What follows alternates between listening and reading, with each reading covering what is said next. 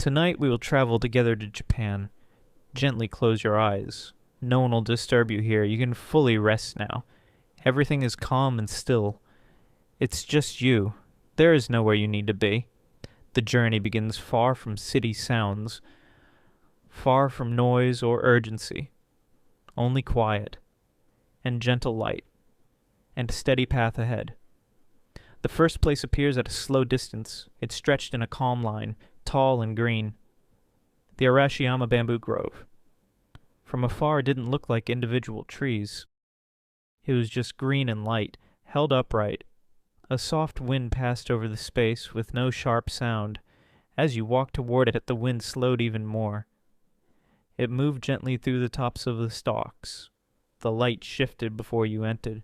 It became softer and dimmer, no longer direct. The air cooled a little, but not enough to make you cold, just enough to bring stillness. The path underfoot was smooth. It didn't make sound under your steps, only your quiet motion, and the sense of going further in, deeper, softer. Once inside, everything around was green and tall. There was no end to it in sight. The bamboo curved only slightly. No leaves fell. Nothing moved too much. Only light filtered down in the thin bands. The ground was even. You didn't have to watch your steps. You just kept walking. There was no need to stop. No one around. No sounds except the wind moving lightly high above. After a while, it didn't feel like walking. The path kept going, but it didn't ask anything from you. Just presence. Just quiet. As the bamboo began to thin, the light gently returned. The trees stayed behind, in place, as you moved on, slowly, toward the next place. It rose gently ahead, through faint morning fog, a soft path of stone. This was Mount Koya. The path didn't climb too steep. It curved around wide trees with tall, moss-covered roots. There was no sound of people, only birds far off. Never loud, just present. You stepped gently along the stone, each stone flat and even, each step quiet. The air smelled faintly of cedar, not sharp, just old and earthy. The light didn't come from the sky directly. It filtered through high branches. It felt like walking through a temple made of trees. The deeper you walked, the quieter it became. At one turn, a small wooden gate appeared. It was open. No one was there. Only soft steps inside, and a long wooden corridor stretching ahead. You kept walking. Just walking. Without urgency. Without direction. The floor creaked slightly. A soft wood sound. It felt right. It was just you, and the corridor, and the space. The stillness was complete here, no movement, even your breathing felt part of the quiet. You didn't think of where the corridor ended. There was no end needed, only this moment, and the feeling that nothing could interrupt it. Then slowly, the corridor faded into trees again, and the path turned back to earth, still smooth, still easy, and you kept walking. Ahead a garden came into view. The third place. It appeared in quiet symmetry. Kenrokuen. From a distance it looked like soft land and water, all held together by stone and light. As you entered, the path became fine gravel. It crunched very lightly, but only close to your ears. Not sharp, not loud, just a soft response to your movement. To your left, a small wooden bridge. To your right, rounded bushes trimmed into perfect, quiet shapes. The trees here bent calmly. Each one felt placed with care. There was no disorder. You stood near the edge of a pond. The water was still, not even a ripple, only the reflection of a pine tree, reaching downward. You walked across the bridge. Your hands touched the smooth wood railing. It was slightly warm from light, but the breeze kept it cool. In the center of the garden, a single stone lantern Moss grew around its base. No sound from it, only the presence. A shape in space that asked nothing. You stood still for a moment, and then moved on gently toward the next scene. The final place for tonight, the Nakasindo Trail. From afar, it looked like a quiet ribbon between two hills. It didn't rise fast. It flowed, a line through trees and soft ground. You reached it slowly. The first step onto the trail felt easy. Your foot met earth and stone, firm level, safe. As you walked, tall cypress trees lined the sides, their trunks wide and quiet. No movement in their branches, only a high, thin breeze above. The trail gently curved, never sharp, always soft. You passed by a small stream, its sound light, like thin cloth being pulled slowly. Not water rushing, just water going. You walked alongside it and bent to touch a stone near the edge. It was cool and dry. Not smooth, but not rough. Just there. Then the trail led into a small wooden hut. No one was inside. Only air, light, and the sense of stillness. You stepped inside and sat quietly on a low bench. The wood supported you, gently. It didn't ask you to move. There was no pressure. Time slowed here, the breeze stayed outside, and everything simply held still. Then you stood again and left the hut. The trail continued. The trees remained. The next place, still ahead. Everything remained steady, and you kept walking slowly, without needing to think. There was nothing else you needed to do. This moment simply belonged to you. The journey continued. Still quiet, still slow, still only your steps, and the steady unfolding of each place. Ahead, water could be heard before it was seen. It wasn't loud. It moved with rhythm and not urgency. You were approaching a stream trail, a Russ Gorge. The sound grew closer, but never pushed. It welcomed slowly. From a distance, the gorge appeared as a winding green line, cut into rock and with moss covering the edges. Trees bent toward it, but didn't block the path, only framed it. As you reached the beginning, the temperature shifted. It cooled, but not too much, only enough to soften your breath.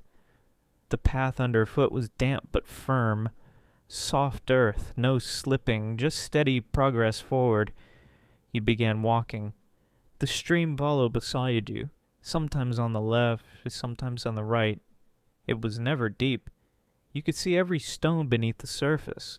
Some were smooth, some were flat. All stayed still beneath the water's slow movement. You paused near a small wooden rail. It looked over a bend in the stream. A single leaf floated by. It didn't spin. It didn't rush. It moved in a slow, exact line.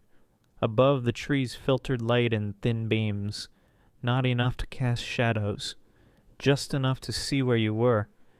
You stepped off the path briefly. Your hand touched the moss on a low rock. It gave slightly under your fingers. Cool, sponge-like, safe. You walked again and found a bench. Flat stone. You sat. No one else nearby, only sound, only light, only stillness. The stream continued without you, but you stayed. Not for a reason. Only because the moment was full. After time passed, or perhaps it didn't, you stood again. The trail resumed, and you followed it, gently, away from sound. The trees grew taller as you left, but everything stayed in balance. Nothing rushed, nothing called out. The next place began as a dense shadow line in the distance. It rose with quiet power. This was Yakushima. You walked toward a forest that had no clear edge. It seemed to absorb light rather than reflect it. The ground stayed soft. Needles from old trees cushioned every step. The forest welcomed without movement. No birds called, no leaves shifted. Only space, open and slow. The trees here were older than memory, Thick trunks rose in every direction. Some were wide enough to stand inside. You passed one with an open hollow. You paused, stepped in, and felt the shift. Sound dropped away. Only your own breathing remained. The air inside was cool and still. It didn't move. It surrounded, like a blanket held in place by time. You stepped out again. Nothing changed. The trees stood as they were. Patient, steady, timeless.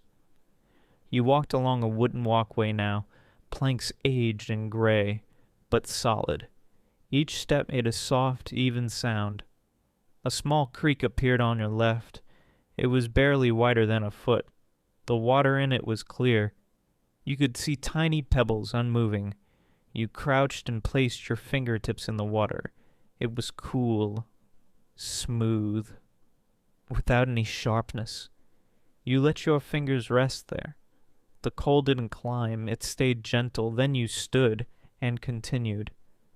As you moved forward, the trees began to lean inward, not close. Just enough to create a long tunnel of green, filtered light above, soft steps below, no sound in between. Eventually you passed beneath a cedar that had split long ago. A path had been cleared through its trunk. You didn't have to duck. It was tall.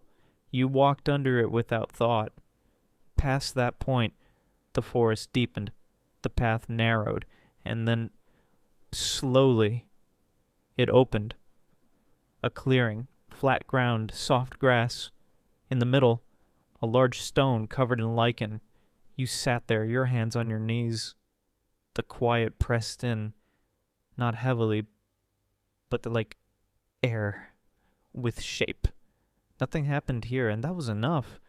No need to speak, no need to go. Eventually you stood, and the trail resumed. The forest stayed behind, still standing, still unchanged. As you moved forward gently, toward the next scene, ahead you saw the roofs. They rose slowly, yet wide, sloped, and covered in thatch.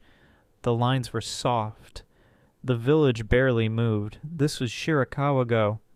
You walked on a level path, stone beneath your feet, neat, clean, cool to the touch. As you approached the first home, a breeze arrived, not cold, just enough to lift a few strands of grass from the road's edge. The houses didn't speak, they simply stood, each one shaped with care, wide roofs heavy with texture, but light in their presence. You stepped into one. No door, only a cloth panel. The floor inside was wood. You removed your shoes. Your socks touched the surface. It gave slightly. Warm. Inside there was no furniture, only low beams, rice paper walls, and stillness. You walked across the room and sat near the window. It was open, but no wind came through, only light, and the scent of dry wood. Below you saw a field, green squares and straight lines. Insects moved, but made no sound. You leaned back. The house creaked slightly, not sharply, only a small note, a reminder of age. You remained still, eyes half closed, breath slow. After some time you stood and stepped outside. Behind the house a footpath led to a stream. You followed it, each step on soft grass, no shoes needed, no urgency. At the edge of the water you sat again. The stream moved slowly. You reached down and let your hand rest just above it. The coolness reached your palm without touch. The village didn't move. The homes didn't change. The grass didn't bend. You stood once more, shoes in hand, and walked slowly across the bridge toward the next place. Everything remained in its place. Nothing had been taken. Nothing had to be done. The road ahead stayed quiet, still open, still calm. This moment, still yours. The path curved gently and stayed close to the earth.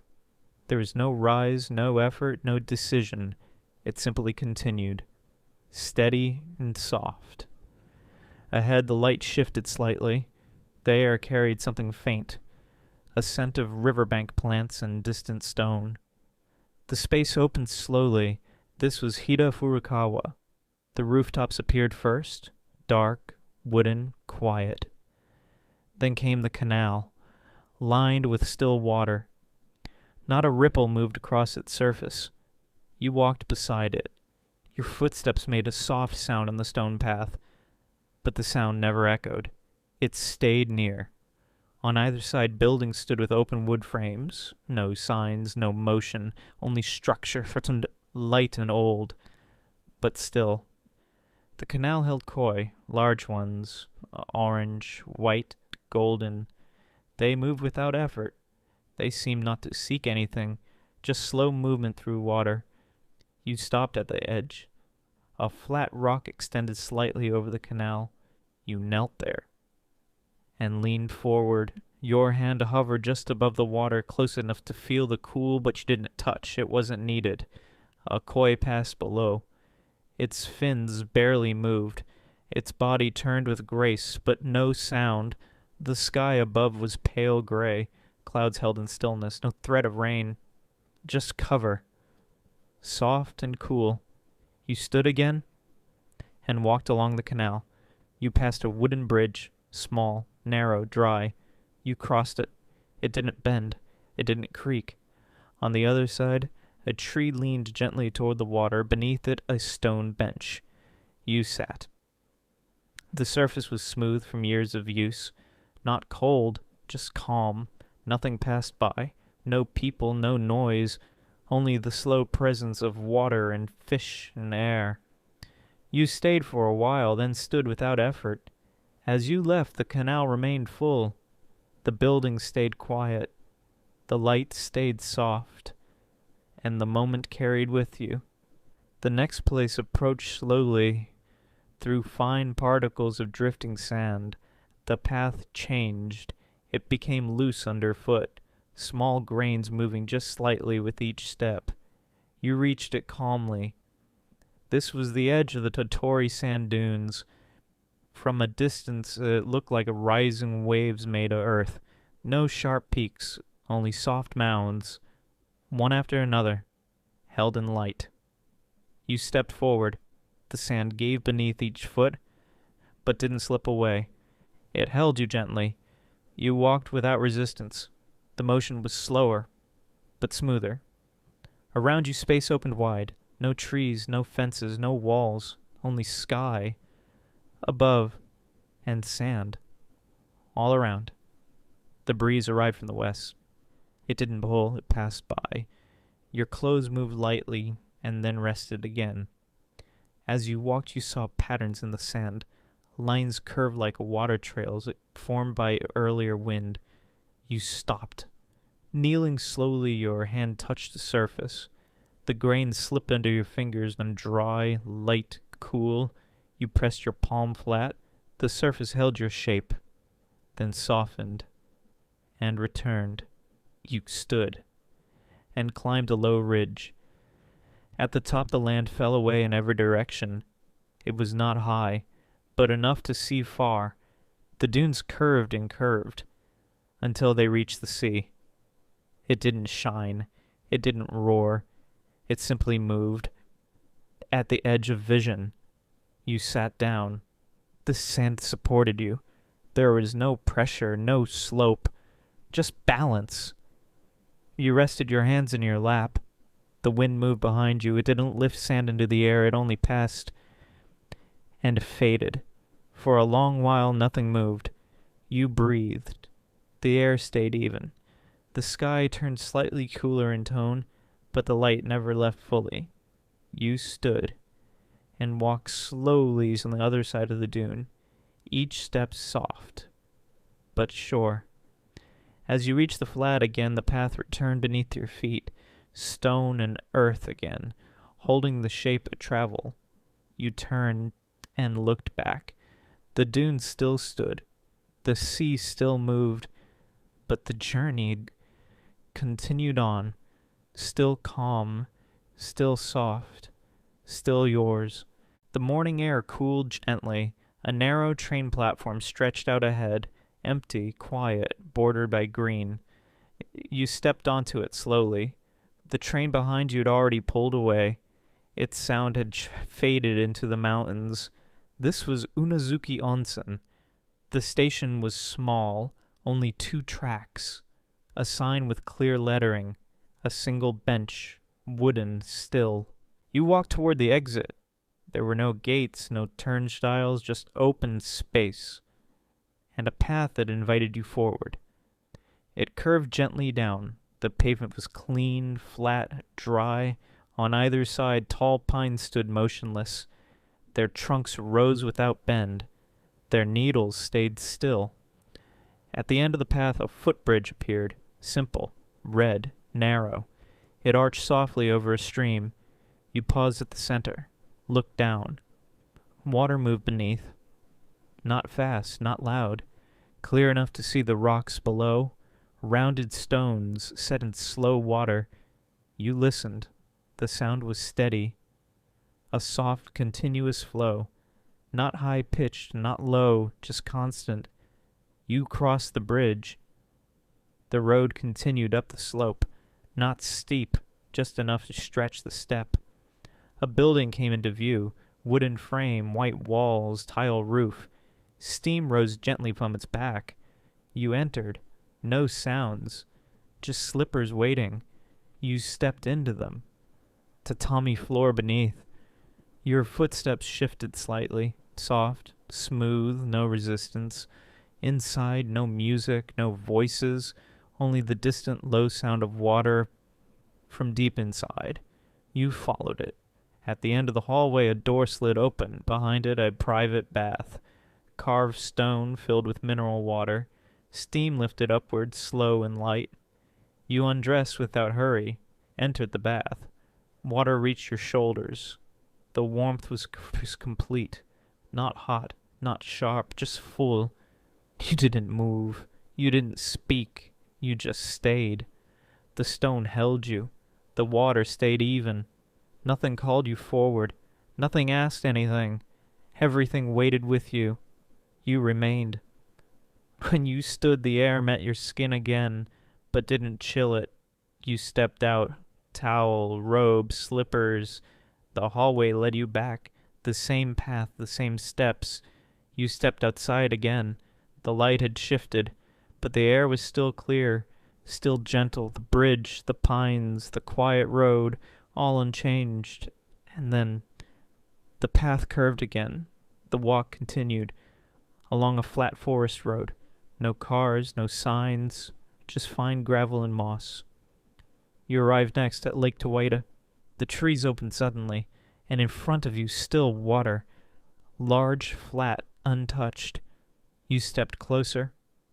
A wooden dock extended just a few meters.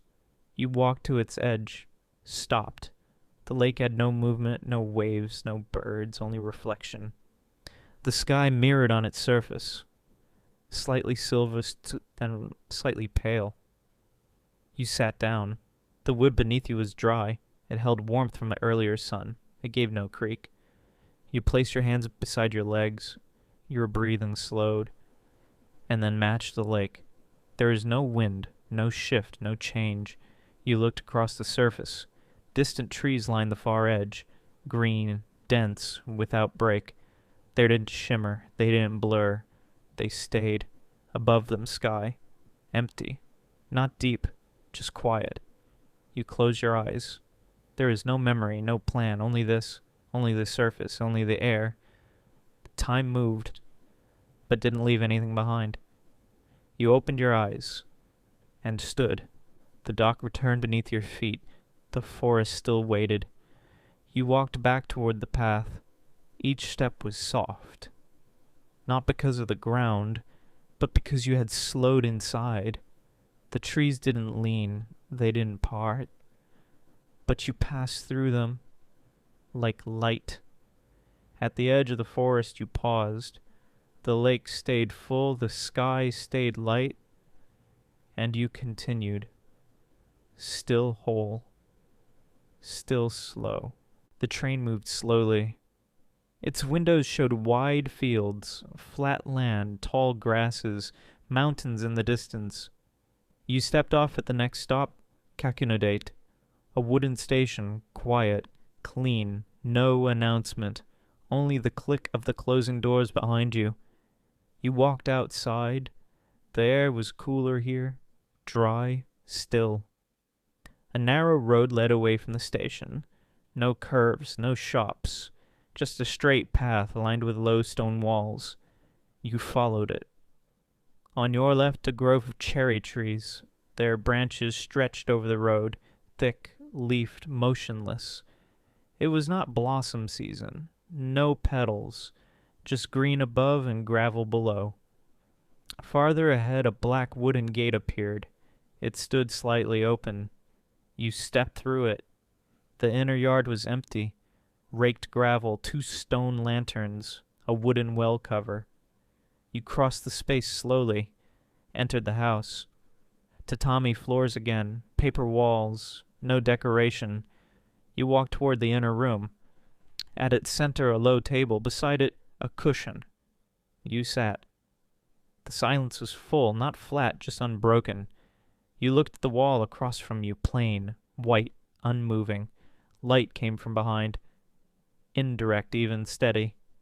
You didn't need to think, or decide, or remember. You were in place. Breath moved, time didn't. Then you stood again, slipped on your shoes. The gate led you back to the path. The cherry trees were still there, still full, still present. You walked past them slowly and reached the far end of the road. The next path curved down toward a riverbank. A long wooden bridge stretched ahead. You stepped onto it. The planks were dry, wide enough for 2 people, but you were alone. Beneath you, the river moved slowly. Not wide, not deep, just steady. You stopped at the center, leaned slightly on the railing. The water had no sound, only motion. The surface slipped forward, smooth, silver gray, flat. You watched it pass. It didn't rush, it didn't pause. It continued. You turned. The sky behind you had softened. Not dark yet, not full daylight either, the first shift of tone. You crossed to the other side. The trees were denser here, lower, closer together. You followed the forest path, bare soil, dry leaves, still branches. It led toward a clearing, and there, at the edge, Nuta Onsen, a wooden lodge, part house hidden by steam. No sign, no crowd, no sound. You entered, left your shoes, accepted the robe, walked down the hallway, slid open the door to the bath. Open air, stone basin, surrounded by trees. You stepped in. The water held no rush of heat, just warmth, stable, level. Your arms floated slightly, not high, not pulled, just lifted. The forest around you stayed still. You didn't speak, you didn't name anything, you just stayed. The surface around you didn't change. The light through the trees stayed low. You breathed in, and the air met you without pressure. You breathed out, and nothing needed to be said. No thought, no plan, no separation. You rose, towel, robe. Slow walk back. The hallway remained the same length, the same turns, the same light. You stepped outside. The air touched your skin with no urgency. You walked back through the trees, back toward the bridge, back toward the path. Each step slower now, not because of effort, but because of calm. Nothing called you forward, you just moved. Back through the gate, back through the cherry trees, back toward the station. But you didn't rush. You sat on the bench outside the platform. The train hadn't arrived yet. There was only time, and space, and stillness. You stepped off the train at the small station of Oiras. There was no one else on the platform. No movement except the wind. It passed evenly through the trees, not strong or not cold, just present. You turned toward the bus stop. There is no structure, only a signpost and a wooden bench. The next bus would come in 15 minutes. You didn't sit. You faced the road. Beyond it, the forest. Tall cedar trees, straight trunks, thin gaps between them. The road followed the river. You walked beside it. Each step was even. The ground sloped slightly downward. You heard the sound of water, on low, constant, not sharp. You moved toward it.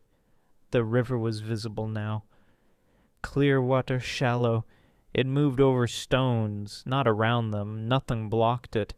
You followed its line. The trees on both sides grew thicker. Green moss covered parts of the trunks. Fallen leaves lined the edges of the path. You reached a small wooden bridge, unpainted. No railings. You crossed it. A stone marker stood nearby. No names. Just a small plaque set into its base. The sound of the river had changed, slightly louder, not forceful, just closer. You stepped off the path and down a short incline. A waterfall came into view, not tall, not wide, but steady. Water fell directly down a rock face. No spread, no spray, just one clean descent. You stood in front of it. The sound filled the space. The trees didn't move. Your body didn't move. You didn't need to assess anything. The sound didn't change. The color of the water didn't change. You stood still. A bird passed overhead. Its wings made no noise. Its shadow moved across the rock. You stayed where you were. Breathing continued. The water continued. Then you stepped back onto the path, turned, walked again beside the river. The bus would come later, but there was no clock. The sound of the river softened again. The trees opened slightly. The path leveled out. You didn't look ahead. You walked without deciding how far. You didn't count the steps. When you reached the stop again, the bench was still there. You sat down, waited. The sound of the bus came before you saw it. It arrived, stopped, opened its door. You entered, took a seat near the back. The engine hummed. The windows showed more trees. The road turned slowly. No announcement was made. The driver didn't speak. You watched the forest pass. The bus climbed gently uphill. No sudden changes, just motion. The ride ended in Tawada. You stepped out. The air was cooler now. Evening light had begun to fade, but there was still clarity. You walked toward the shore of Lake Tawada. No waves, only the surface. Wide, flat, lightly moving. There were no boats, no sound. You stood at the edge. The lake was large enough that the opposite side was barely visible. It appeared as a soft gray line under the sky. The water moved in slow curves, not pulling, not pushing, just shifting. But a single wooden bench faced the lake. You walked toward it. Saturday. The bench held no shape, no contour. It simply held your body. You didn't lean forward, you didn't rest back, just sat. The trees around the lake didn't move. The sky above shifted gradually toward dusk. The air did not thicken. No new sound came. You stayed seated. The lake held your eyes. Not tightly, not with force, just with presence. You didn't try to name the feeling. You didn't scan the horizon. Everything remained as it was. You stood, walked back slowly. The path led toward Ryokan. Wooden building low to the ground, lights dim behind paper screens. You removed your shoes, stepped inside. The floor was smooth, even, warm from the day. You were shown to a room. The door slid closed behind you. No television, no phone, no music, just space. A futon had already been prepared. The window was open a few centimeters. You could hear the water again. Not loud, not close. Just a low trace of movement. You sat, then lay back. The futon met your body without resistance. Your arms rested beside you. Your breath matched the rhythm outside. Not by choice, but by gravity. You didn't plan. You didn't measure the time. Your eyes stayed open for a while, then closed. The room stayed quiet. The lake stayed still. Nothing pulled you forward, nothing pressed you back, only rest, and then no awareness of rest. You opened the sliding door to leave the ryokan. The hallway was empty. Shoji screens filtered pale light from the outer walkway. The floor creaked lightly under your feet. You turned right, walked past the small alcove with the flower arrangement. At the Genkan, your shoes were already set out. You stepped into them without sound. The air outside had cooled. No wind, just stillness. You turned left onto a narrow path lined with trimmed hedges. Gravel crunched underfoot. To your right, the lake was visible again, unmoving, a faint layer of mist above it. You paused. A stone lantern stood beside the path, not lit. Moss covered its base. No insects moved around it. You continued walking. A wooden sign pointed toward a trail. You followed it. The ground here was hard-packed soil. Tree roots surfaced occasionally, but they didn't break the flow of the path. Your steps adjusted without thought. A small stream came into view on your left, narrow but steady. Clear water flowed over flat stones, making no splash. You didn't stop to observe it closely. The path rose gradually. You noticed no fatigue, only motion. Around the bend, a torii gate appeared. Plain wood, unpainted. You passed beneath it. Beyond the gate stood a small Shinto shrine. No visitors, no movement, just structure. The steps were stone, slightly worn. You climbed them slowly. At the top, a bell hung from a rope. You didn't touch it. The shrine building was closed, wood darkened by age, but intact. A rope tied with a white paper streamers stretched across the entrance. You turned slightly. A view of the lake opened through a gap in the trees. Still, gray, undisturbed, you stood. Nothing needed attention. After some minutes you walked back down. The air had not changed. Your breath stayed even. Returning to the path, you followed it in the opposite direction. The ground now descended gradually. No sharp turns, no uneven patches. You reached the edge of the town. A vending machine hummed quietly near a bus stop. You didn't use it.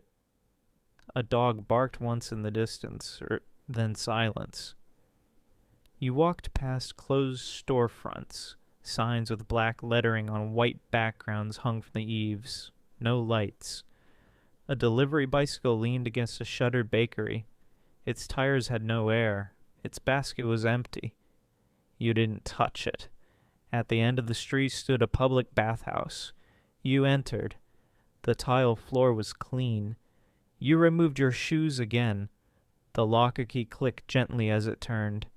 You entered the washing area. Water flowed from the tap. You sat on the stool. No one else was present. And soap, rinse, some more rinse. Hair, rinse again. You stood. Steam drifted above the hot bath. The water was clear, not turbulent, no bubbles, no jets. You stepped in. The heat surrounded your body. You didn't move. You didn't close your eyes. Your breath deepened without force. Time did not signal its passing. You didn't count the seconds. Just water. Just air. Just rest. You emerged when your body told you. Towel, dry, clothes. You stepped outside again. Same street, same soundlessness. You walked toward the train station. The next destination would come soon. You didn't rush. The platform had 2 benches. You chose one. Saturday, no music. No voice announcements, only light from the single overhead bulb. Then the sound of the train arrived. It slowed, stopped. You boarded. No need to choose a seat. You sat near the window. The view began to move. Nothing was urgent. You let the motion continue without comment. The first light touched the slanted rooftops. Shadows of wooden eaves lay across the stone pavement. No one spoke. No engines ran. The air held a stillness just before motion. Old buildings stood with closed shutters, darkened by the night's cool breath. A curtain swayed gently behind a pane. A shopkeeper pulled a metal shutter halfway up, slowly with both hands. The sound scratched through the empty lane. Behind him stacked crates waited. A broom leaned against the wooden wall. The shop's name was painted in black on a pale norn.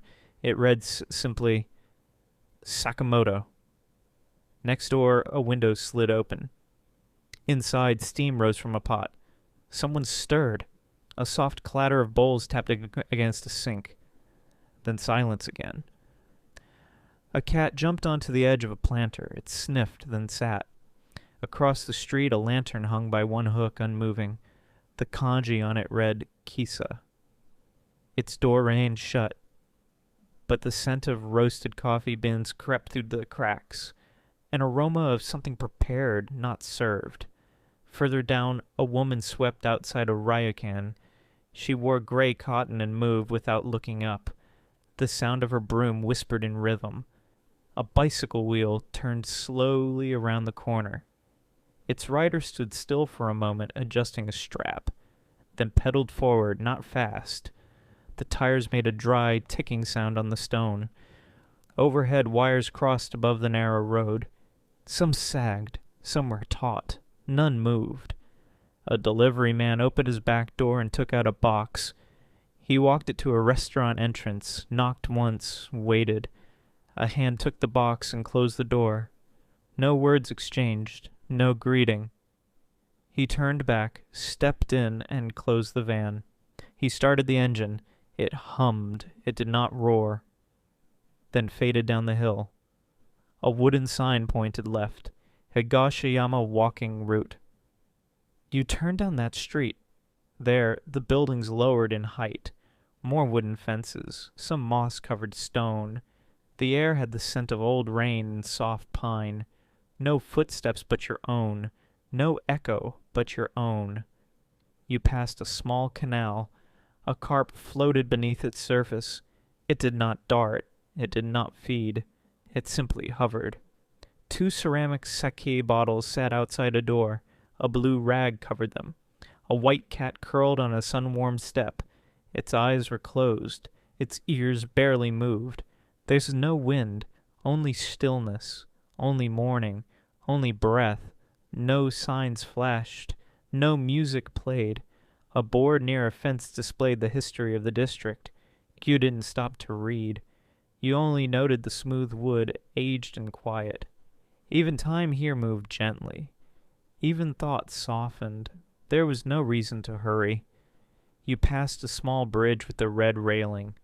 Below it, a channel of water moved, steady, thin. It glided beneath and disappeared between houses. Nothing interrupted its motion. No leaves floated, no insects buzzed. You walked further. Another turn. Another lane. A door slid shut behind someone. You didn't see who. A curtain was drawn again. The light had fully risen, but it was still early. The warmth had not yet reached the walls. Your steps slowed. You stood for a moment near a bamboo fence. Beyond it, small potted herbs sat on wooden planks. Mint, shiso, some parsley. A small tag read, "Water every 2 days." A bell above a closed shop rang as the wind caught it. A low, soft chime. Then again. Then silence. Nothing needed your response. Nothing demanded your attention. You exhaled slowly. The street remained as it was, unmoving, still. You left the old lane and followed a gravel slope downward. It led to the river. The Mia River. Clear and broad. Its surface shimmered. Not bright, just smooth. There was no one on the path. No runners, no cyclists. Just the sound of your own pace over loose gravel. Crunch, and then space. Crunch, then pause. A concrete bench stood alone near the bend. Moss had begun to grow at its base. A red maple stood beside it, green in the summer morning. The leaves held still. Beneath it a pair of shoes had been left, neatly, pointed toward the water. You did not sit. You walked on. The river made no sound. It moved too gently, only now and then, against a stone, a ripple. One bird stood at the edge. A gray heron. It looked down. It stayed still. Then it took one step forward, then stopped again. The sky had no color yet, only a faint silver paling slowly. No clouds, no glare, just light. On the opposite bank, small houses faced the river. Their backs were gardens, laundry lines with nothing on them, plastic buckets turned upside down, a low fence, no people, just shapes of lives. You passed a narrow bridge made of flat steel. It crossed at a slight angle. You didn't take it. You continued forward. There was a sign, to Nakabashi Bridge, 900 meters. You followed the arrow. A pair of ducks moved near the shore. They dipped their beaks, then drifted away from each other. A single fallen branch floated near a pipe. A yellow leaf rode the surface until it stopped in a curve. It didn't sink. It just stayed. You reached a small rise in the path. To your left, a stone marker, words carved deeply, peace for the river. You touched nothing, only walked. Each step matched your breath. There was no rush, no plan, only rhythm. Another bench appeared. This one faced a shallow cascade. Water fell gently over smooth steps. It made a low sound, not sharp, not wide, just enough to notice. You paused here. You let your eyes follow the top of the water that spilled down and softened. To your right, the town began again. The buildings here were more modern, but none rose higher than 3 floors. No billboards, no screens, only signs with dark letters. A slow truck passed behind the tree line. Its sound was low and distant. You barely heard it. You kept walking. The sun began to rise behind the slope. Its light touched the far rooftops first, then slowly descended. Not fast, not harsh. You kept walking. A gate appeared ahead, painted in a muted red, small, wooden, unlocked. The path turned and angled upward again. You followed. There was nothing you needed to do, nothing you needed to remember. Only the curve of the gravel, only the light on a water, only the sound of the river behind you, fading. The bus slowed on a narrow incline, winding past pine-covered hills. The windows fogged lightly from inside warmth meeting outside chill. No one spoke as the engine quieted. Outside, tall cedar trees stood still, their trunks dark and unmoving. A thin layer of snow clung to the roots untouched. The group stepped down slowly, one by one, guided by a gentle voice reminding them of time and footing. The air was still. You could hear boots pressing into the path, the soft tap of a walking stick on a stone edge. The wind didn't reach this slope. Instead, it was only cool and silent, held between breath and observation. The road continued toward a wooden platform. The handrails were smooth and damp. A sign in English, Japanese, and Korean reminded visitors not to lean over too far. The platform itself rested over a small drop, supported by thick beams, likely replaced every few years. Below, the village of Shirakawa-go stretched in soft patterns. Steep thatched roofs covered wooden homes, built to hold snow without collapse. Some were surrounded by rice paddies, now frozen and pale. Narrow walkways branched between homes like thin threads. You could see a few people moving. A woman walked from one house to another, holding a plastic shovel. A dog stood at the edge of a fence, silent and still. Smoke rose from some chimneys. The scent didn't reach the hilltop, but your mind knew the smell. Burning wood, dry and dense. To the west, mountains created a jagged border. They weren't sharp or dramatic, just consistent and white. Clouds hung behind them, unmoving. The light had no clear source. It wasn't bright or dim, just evenly gray. Another person joined you at the railing. They didn't speak. They only looked. You stayed there for 10 minutes, maybe longer. It was hard to tell. There were no cues for time.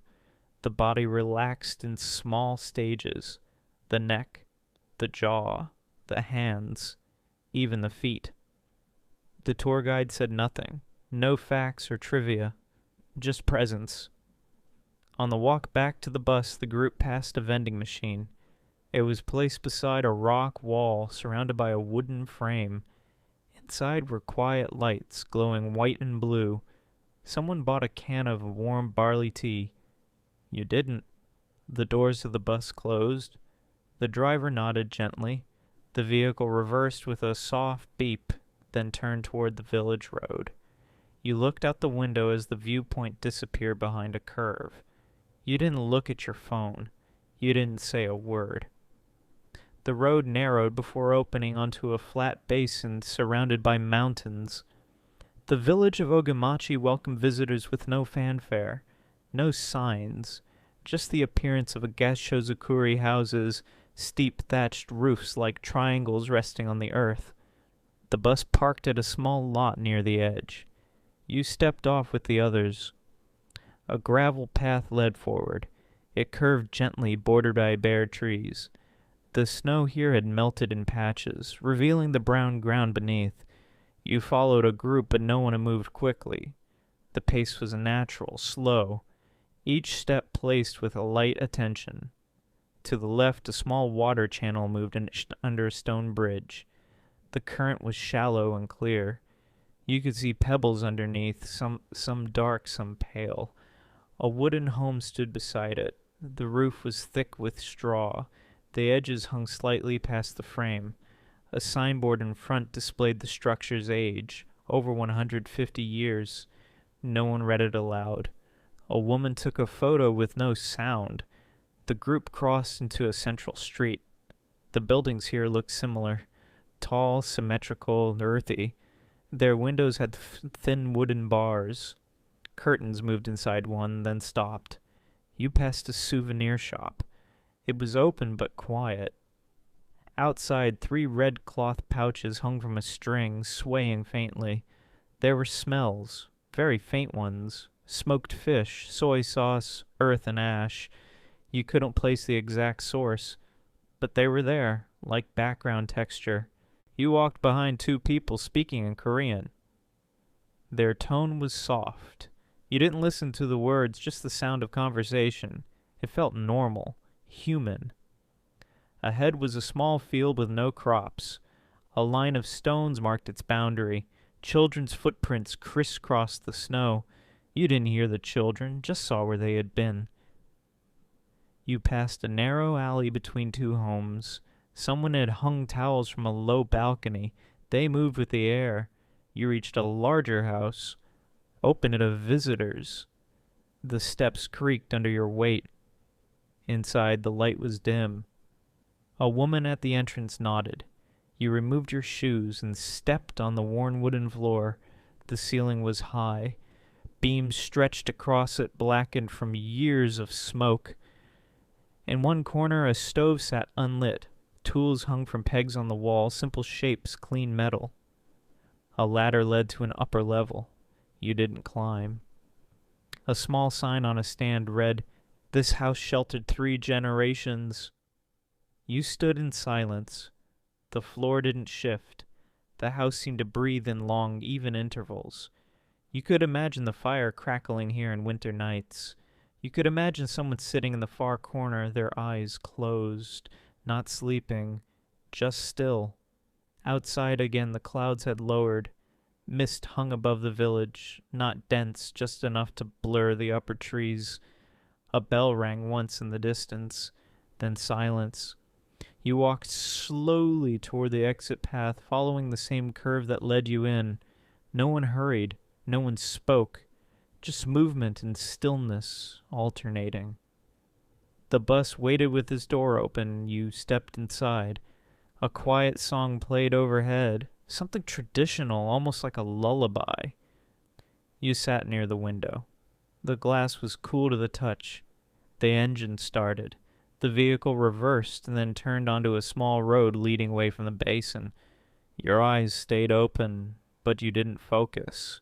You just sat, breathing, listening, resting. The bus rolled along a quiet mountain road. narrow and winding. Pines rose close to the edges, tall and even. The driver slowed at each curve. There were no horns, no passing cars, only the sound of tires over pavement and the occasional hum of the heater. After a short incline, the vehicle stopped beside a stone wall. A small wooden sign marked the entry, Suganuma, population 50. The number wasn't updated. It didn't need to be. You stepped off the bus and felt the temperature shift, cooler, thinner. You breathed deeply. The air tasted like tree bark and water. A narrow footpath led between two houses. The roofs again were steep, thatched, shaped like folded hands. Each home looked preserved, not polished. The wood was darkened by time. Windows were small. Some held hand-cut paper shades. You walked slowly, your steps matching the gravel's rhythm. No one hurried. The silence felt natural here, not empty, but full of detail. A stream ran beside the path, narrow and clear. The stones at the bottom were round and smooth.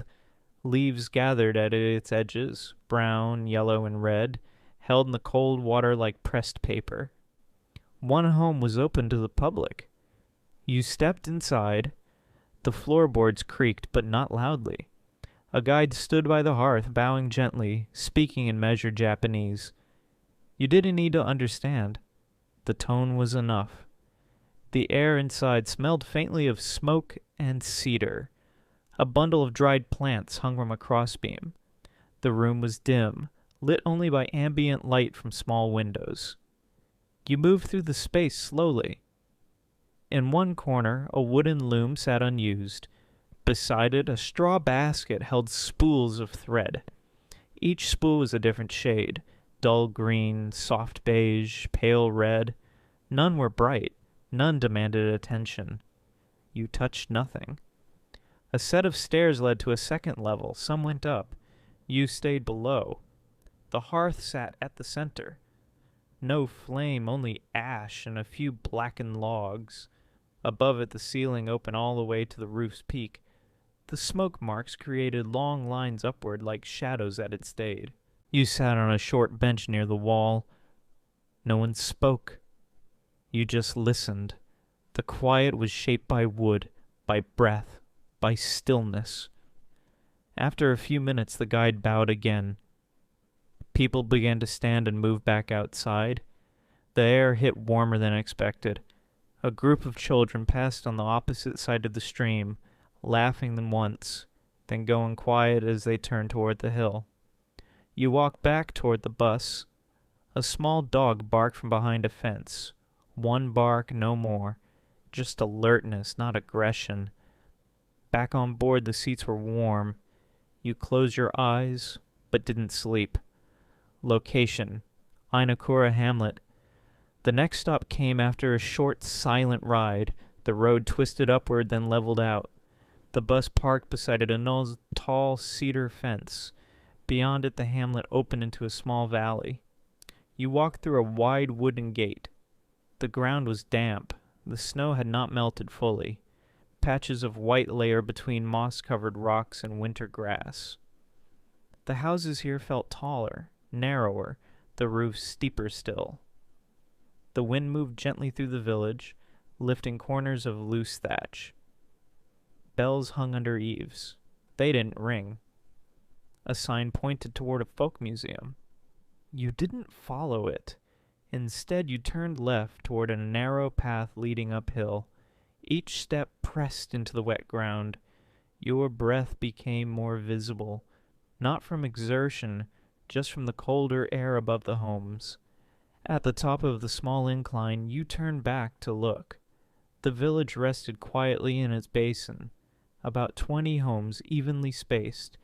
Some smoked from chimneys, some laundry hung low, close to the walls. A woman walked between two houses, carrying a bucket in one hand. She wore rubber boots and moved without looking up. You stayed there. The wind changed direction slightly. It carried a smell. Dry grass, old wood, snow melt. You heard a crow in the trees above. One call, then another, then gone. Descending again, your feet left shallow prints. No one followed. You walked past a building marked as a weaving cooperative. Inside, a few people sat behind wooden looms. They didn't speak. One raised her head and nodded once. You nodded back. A sign on the door said, "We are not performers, we are workers." You didn't take a photo. Outside again the light had shifted, still gray but less filtered. No shadows, just surface and space. You passed a man stacking firewood. The pieces were cut evenly, some already aged dark. He didn't glance up. The path continued toward the edge of the hamlet. It ended near a low fence overlooking the forest. The trees there were shorter, more chaotic, branches twisted and bare. You stood there, no talking, no thoughts demanding answers. Just breathe, ground, air. The bus horn sounded once, soft and distant. You walked back through the village. A crow flew overhead, silent now.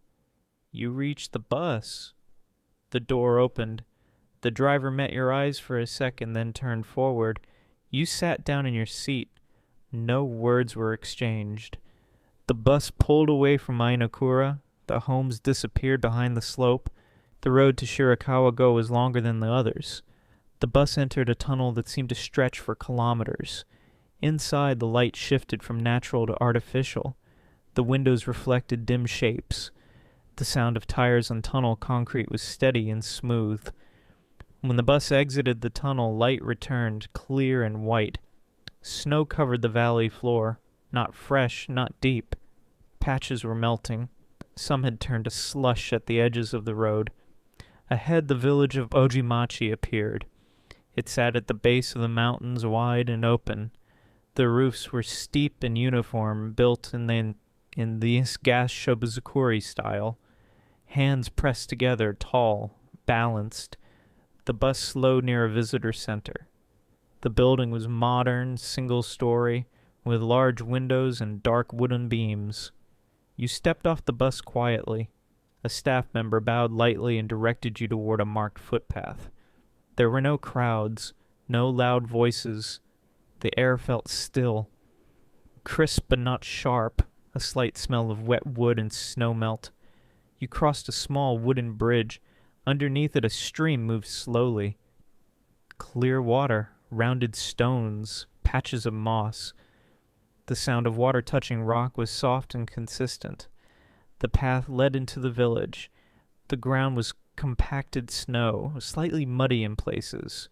You walked slowly. Footsteps made no echo. Houses stood at equal distance from one another. Some were open to visitors. Most were homes. Laundry hung from the second-story balconies. Simple shirts, long pants, a white towel folded over the rail. You walked beside one house.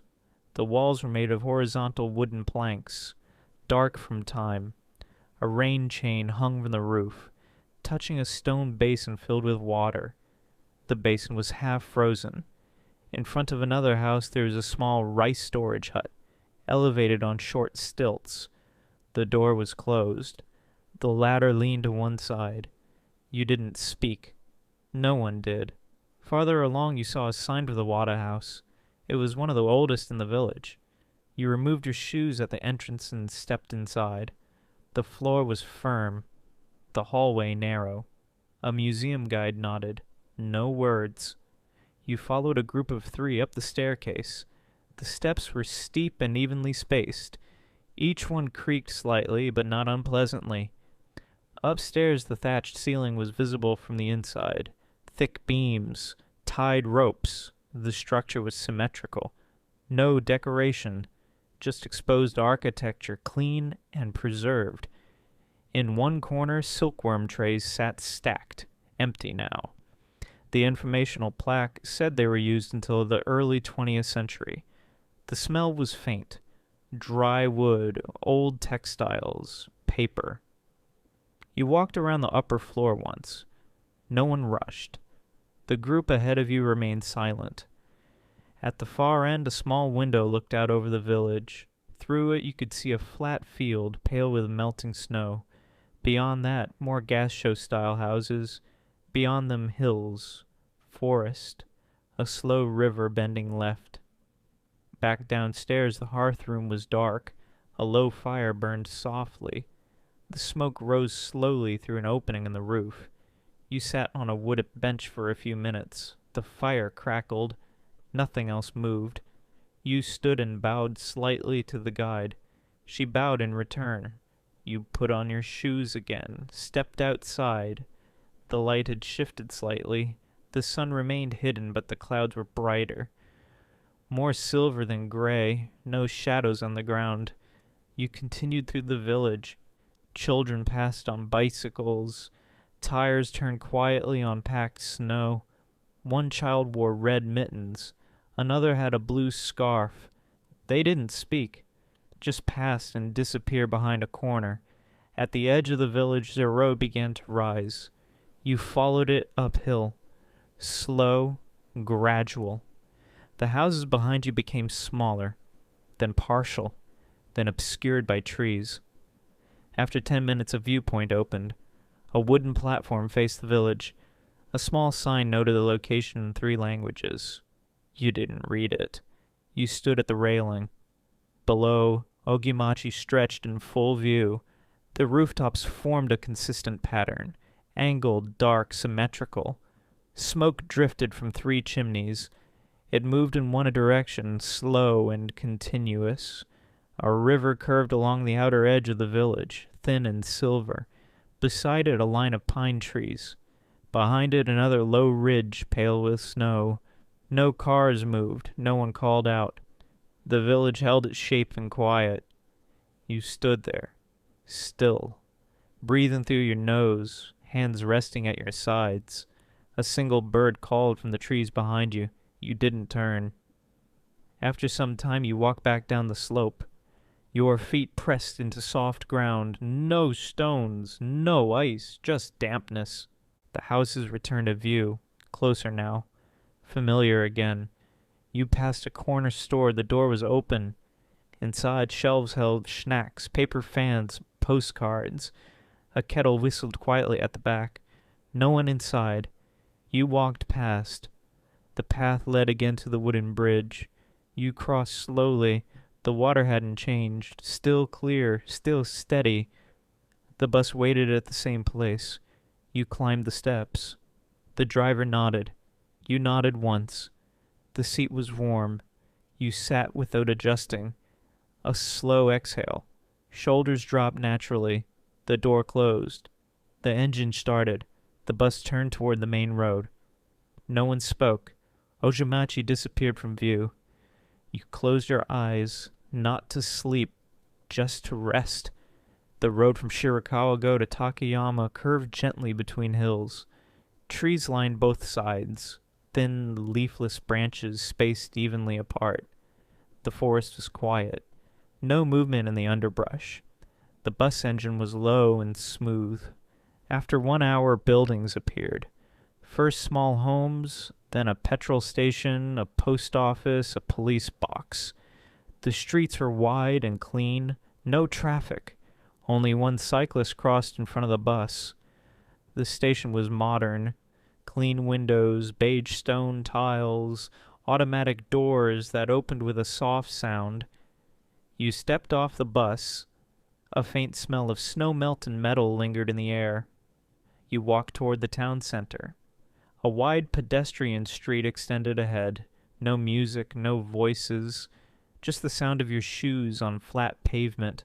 Small businesses lined both sides, a watch shop, a second-hand bookstore, a sober restaurant with white cloth curtains, no neon signs. Each building stood 2 stories high. At a corner, a red bridge arched over a slow river. The wood was clean, painted recently, the railing smooth under your palm. You crossed it slowly. Below, the river moved through evenly spaced stones. A heron stood on one leg near the far bank, still, watching the current. On the other sides, the historical district began. The street narrowed. Stone beneath your feet shifted to compact gravel. Buildings were wooden, older, Long eaves, sliding doors, narrow walkways between them. Outside one door, a Norn curtain moved slightly in the breeze. It revealed part of a darkened room inside. You stopped at a preserved merchant house. A small sign in English described the structure as original, Meiji period. You stepped inside. The air was dry. A scent of old paper and wood lingered. A volunteer greeted you with a shallow bow. No words. You returned the bow and moved quietly across the tatami floor. The interior was bare, no modern furniture. A kettle rested over a sunken hearth. The iron was blackened. The fire had long been extinguished. Shoji screens divided the rooms. Light filtered through soft and flat. You walked slowly between them. The space held no echoes. Even your breath felt quieter here. Upstairs, one room displayed old merchant records, stacked ledgers, wooden abacuses, a single oil lamp with no flame. You paused at the window. Outside, the rooftop stretched evenly. The snow was mostly gone here. Only remnants along gutters and shaded corners. The view was still. You descended the stairs. Back outside, the sun had shifted. Light now entered the street from the west. You followed its direction. A few meters ahead, a sake brewery stood with a cedar ball above its door. Sugidama, the sign of fresh sake. The doors were closed. You did not enter. Instead, you passed a row of houses. A cat lay on a raised wooden platform, eyes half closed. It did not move, did not follow you. The sound of a bell rang once from far behind, not sharp, just one tone. No chime followed. You turned left at the end of the district and walked toward the temple district. The incline was slight. Trees lined the slope. You counted 7 steps where the path rose. Moss grew at the edge of each one. At the top, a stone gate marked the temple entrance. The gate was weathered. Lichen grew in its cracks. You passed under it slowly. The grounds were quiet.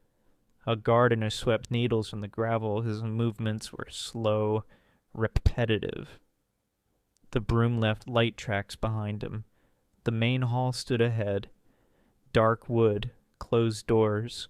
A small basin nearby held water for purification. A metal ladle rested across the top. You stepped to the side path. The gravel shifted gently under your steps. A statue of Jizo stood near the corner, red cloth wrapped around its neck. The stone was smooth from time. You paused, then continued. The trees here were taller. Wind moved softly through the top branches, but the air below was still.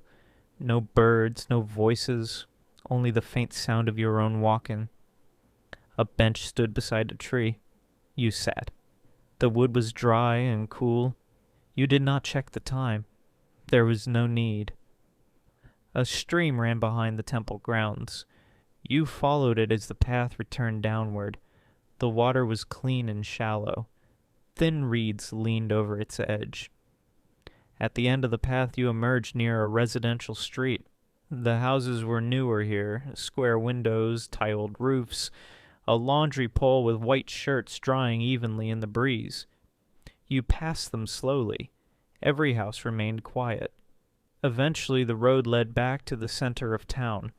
The sound of a distant train could be heard, just once, then nothing. You stopped at a small park, a flat area with a few benches, a vending machine, and one old pine tree in the center. You sat again. The bench here was made of concrete and wood, cold but firm. You watched the wind move through the pine branches, steady and not fast. Each needle swayed in the same rhythm. You stood and walked again. The station was just a few blocks away. On your right, a bakery was closing. The clerk swept flour from the front step. The lights inside were already off. At the station entrance, you paused. The glass doors opened without sound.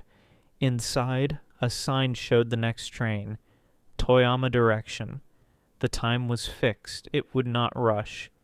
You walked to the platform. No one stood nearby. A single traveler waited farther down. She looked at the tracks, did not move. You sat on the bench. The surface was smooth, painted metal. A few meters ahead, an old signal light blinked once. Red, then green. You waited, not expecting, just present. The train arrived with no announcement. Doors opened softly. You entered. The car was clean. Light gray, blue seats. You sat by the window. Outside, Takayama's rooftop stood in still shapes. The train began to move. Slowly at first, then steadily. Nothing shifted suddenly. Nothing pulled you forward. You rested one hand in your lap, the other on the armrest, shoulders loose, head still. The town slid past. The light dimmed. Not dark, just dim. You exhaled. No tension in your jaw. Eyes open, not watching anything, just open. You let the train carry you forward. You were still. The train slowed as it entered the city. No screeching brakes, just a soft change in rhythm. You felt the shift through the seat, not through the sound. Outside, the sky had turned pale. Not quite dark, not quite evening. A stillness in the light. Buildings passed by in sequence, gray, beige, white. Short apartments, office blocks, no music, no screens, no ads. The platform appeared. It was clean. The yellow line on the ground unbroken. The doors opened. You stepped down without urgency. The air was cooler here. Light wind. A slight scent of salt from the bay. Toyama Station was larger, brighter, but not loud. Voices echoed faintly but did not overlap. You moved through the gate. The machine accepted your ticket with a soft click. Outside, a wide plaza stretched out in front of you. The pavement was dry, pale stone with faint patterns. A row of trimmed hedges bordered the sidewalk. The city moved slowly. 2 bicycles passed in opposite directions. A delivery man wheeled a cart across a pedestrian crossing. No car horns, no shouting. You turned left and followed a street lined with evenly spaced lamps, each one already lit. The glow was faint. Yellow, not white. No flicker. Shops stood on either side, mostly closed. A stationery store, a watch repair shop, a bakery with its shutters down. At the corner, a tram passed. It moved silently on its track. No one inside looked up. You crossed the road and walked toward the canal. The sidewalks narrowed. Small homes faced the water. Their windows glowed with soft interior light. You arrived at the water's edge. The canal was straight, calm, no ripples. Stone walls lined each side, railings set at regular intervals. You walked along it. Your pace matched the flow of the current. It was almost imperceptible. No boats, no people. Just the scent of cold stone and far-off pine. A bench appeared near a tree. You sat. The surface was clean, not wet. The back supported you fully. You looked across the canal. Lights from the homes reflected downward in straight lines. No distortion. One curtain moved slightly in an upper window. You heard the faint sound of something cooking, oil meeting heat, then nothing. The breeze continued. No direction changed, no sudden gust. You stood again and continued walking. At the end of the canal path, a small park opened. It held a pond, circular, quiet. Stones surrounded its edge, evenly placed. No moss, no algae. The water was completely still. A crane stood nearby, not moving, one leg tucked, eyes open and watching nothing. You stepped past the bird. It did not react. At the far end of the pond, a wooden platform extended a few meters out. You walked onto it. No creaking. The wood was stable. You paused at the edge. The city lights behind you didn't reach here. Only ambient glow. Reflections on the pond did not shift. No surface disruption, no insects, no leaves. The sounds had faded. No footsteps, no vehicles, no speech. You lowered yourself onto the platform. The wood felt smooth, not cold, firm beneath your hands. Your knees bent. You sat cross-legged. Your breathing slowed on its own. No effort, no intention. You were just there, present, not remembering, not expecting. The crane flew off. One slow movement, no cry. Just wings cutting the air once, twice, then gone. You watched until it disappeared behind a dark rooftop. Then your eyes returned to the water. The pond had not changed. You remained still. You could not hear your heartbeat. You could only feel it. Evenly spaced, quiet, consistent.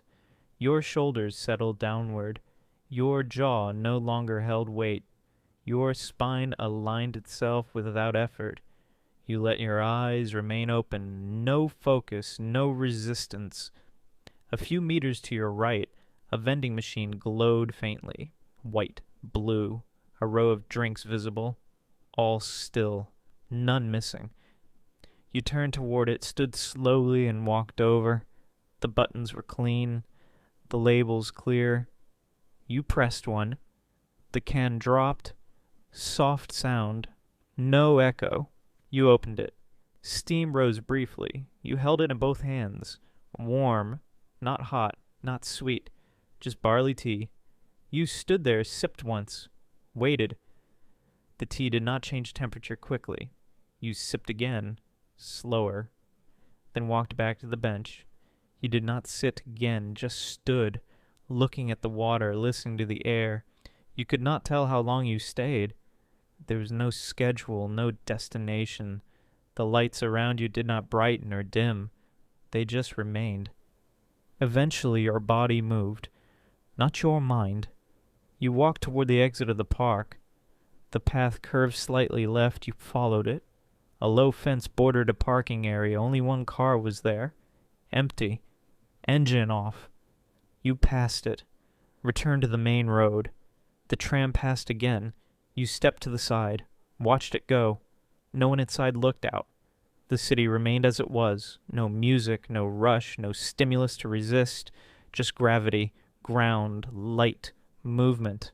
All slow, all safe. You turned toward your hotel. The building was visible now, mid-sized, 4 stories, sign unlit. You entered. The lobby held one chair, one counter. No one awaited. A woman behind the counter handed you the key. No conversation, only a nod. You walked to the elevator, pressed the button. The door opened immediately. You stepped inside. Pressed 3. The door closed. No jolt, just quiet lift. You stepped into the hallway. Beige carpet, low lighting, one painting on the wall, an image of mountains. No frame. You opened your door. Your room was ready. Simple, one bed, one lamp, one window. You entered. Took off your shoes. Set down your bag. Turned off the main light. Left the lamp on. Sat on the edge of the bed. Removed your jacket. No rush. You stood. Went to the window. Pulled aside the curtain. The canal was no longer visible. Just rooftops, some leaders, some dark. You stood there, breathing. No thought of the day. No plan for the next. Just here. Breathing, ready to rest. You woke before the alarm. No noise had disturbed you, just a slow return from sleep into light. The room had not changed. The lamp still glowed. The curtain remained half drawn, the air still. You sat up without thinking.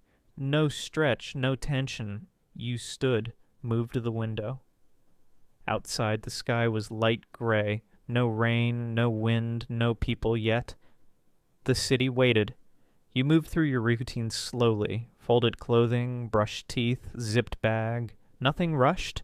You left the key at the counter. The woman nodded again. You nodded back. Outside, the air was cool. Dry. The wind from the bay had gone. You crossed the plaza, entered the station. It was quieter than before. The train to Kanazawa was already at the platform, silver, clean, waiting. You boarded. chose a seat by the window. No announcement, no jingle, just motion. The train moved. The city thinned quickly, buildings to homes, homes to fields, fields to trees. You watched the coast appear. The sea was pale, still. Boats sat evenly spaced, nets folded, flags unmoved. Then hills replaced the water. Forest returned. Not dramatic, not wild, just steady green. The train curved slightly. A tunnel passed. Another. Then Kanazawa. You arrived near midday. The station was larger than others on this journey. More people, more signs.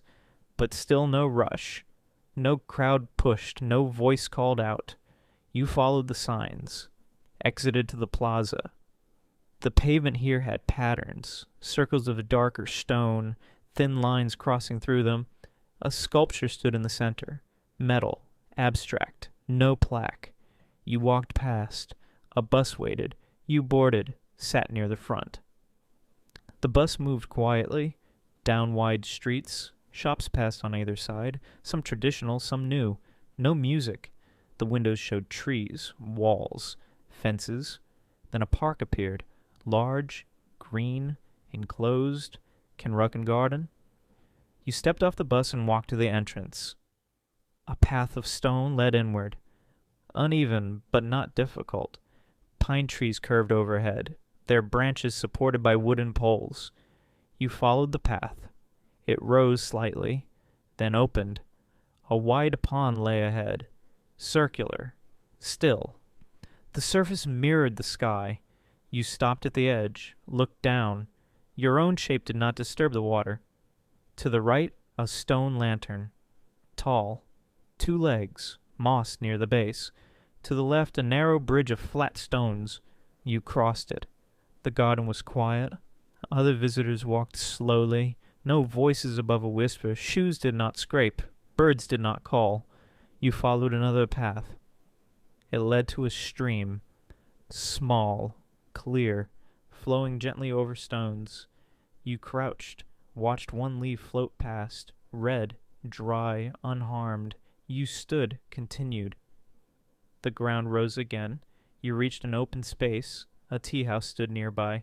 Wooden frame, sloped roof, thin windows, no music. You entered, removed your shoes, sat where directed. The tea came without words. Green, slightly warm, balanced. You lifted the cup, held it before drinking. Not thinking, not planning. You drank. Then paused. Then drank again. No sugar, no scent. Just taste.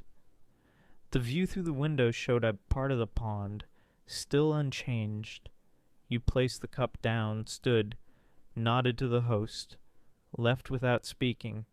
Outside you returned to the path, followed it through a bamboo grove. The stalks moved slightly, not enough to make sound.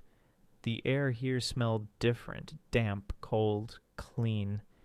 You walked until the garden ended, then exited through a small wooden gate. You followed the sidewalk to another path, stone again, lined with low wooden fences. Ahead stood Kanazawa Castle, white walls, wide roof, simple form. You approached, did not enter. You stood, looked, let your eyes trace the lines. No flags, no tour, no music, just shape, light, form. You turned, walked away. The street outside was older. Shops with wooden facades, narrow lanes, soft colors. You entered one. Bought a rice sweet wrapped in leaf. A woman placed it in a paper bag. You thanked her with a bow. She returned it. No words. You stepped back into the street, walked toward the river. It was narrower than the canal in Toyama, faster. The bridge ahead was made of stone. You stood at the middle, looked down. The water passed beneath. You leaned slightly over the edge. The air carried a scent of stone and water and sunlight. You crossed, walked past a row of houses, wooden, some 2 stories, some 1. No glass storefronts, no music, no sound. You turned down a narrow alley, then entered a small courtyard. 1 tree stood in the center, its branches bare. The sun passed behind a cloud. You sat on a low stone wall, the surface rough but warm. You rested both hands on your knees.